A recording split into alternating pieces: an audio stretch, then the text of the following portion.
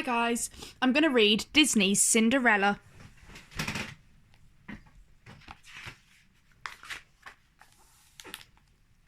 Once upon a time, in a tiny kingdom, there was a gentle and lovely girl named Cinderella. She lived with her cruel stepmother and two ugly stepsisters. They were jealous of Cinderella's goodness and beauty, and they made her work night and day. The mice and the birds were Cinderella's only friends. Cinderella did all the cooking, scrubbing, washing and mending, while her selfish stepsisters did nothing. But Cinderella never complained. She believed that someday her dreams of happiness would come true. Then one day, an invitation arrived from the king. That night a royal ball was to be held in honour of the prince. Every young maiden in the kingdom was commanded to attend. Cinderella was very excited. That means I can go too. Her stepsisters just laughed. But the announcement said every maiden was to attend. Very well, Cinderella. You can go after you finish all your chores. Now, wash this slip for me. Mend these buttonholes. Where's my sash? Press this dress, curl my hair. Oh, and find my fan. They kept Cinderella busy all day long. Then it was time to leave. Why, Cinderella, it's time to go to the ball. You're not even dressed for the ball. I didn't have time to dress. But the wicked stepsisters just laughed and left for the ball. Cinderella tried not to feel badly. Oh well, what's a royal ball? I suppose it would be frightfully dull and completely wonderful. She burst into tears and ran away into the garden. I thought someday my dreams would come true, sobbed Cinderella. Now I'll never get to the royal ball. Yes, you will, my child, but we must hurry. Cinderella looked up, and there stood her fairy godmother. Now let's see, said the fairy godmother. I'll need a pumpkin and some mice. Then she waved her magic wand and sang these magic words. Bibbity, bobbity, boo! To Cinderella's amazement, the pumpkin became a splendid coach, and the mice turned into elegant horses. Oh, this is wonderful, cried Cinderella.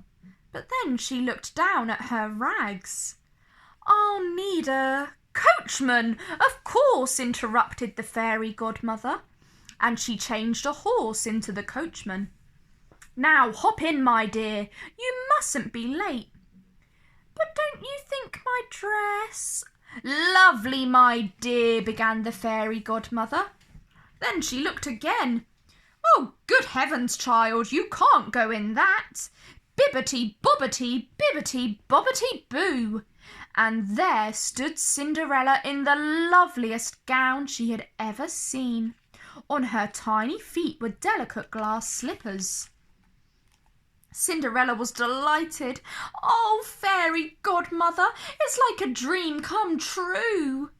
Yes, child, but like all dreams, it can't last forever. On the stroke of midnight, the spell will be broken, and everything will be as it was before. I'll remember, promised Cinderella. Oh, it's more than I ever hoped for. Thank you, fairy godmother. Bless you, my child. Now hurry up. It's getting late. Cinderella stepped into the pumpkin coach and was whisked away to the royal ball. The king's ballroom was magnificent. Every lady in the land was dressed in her finest gown. But Cinderella was the loveliest of them all.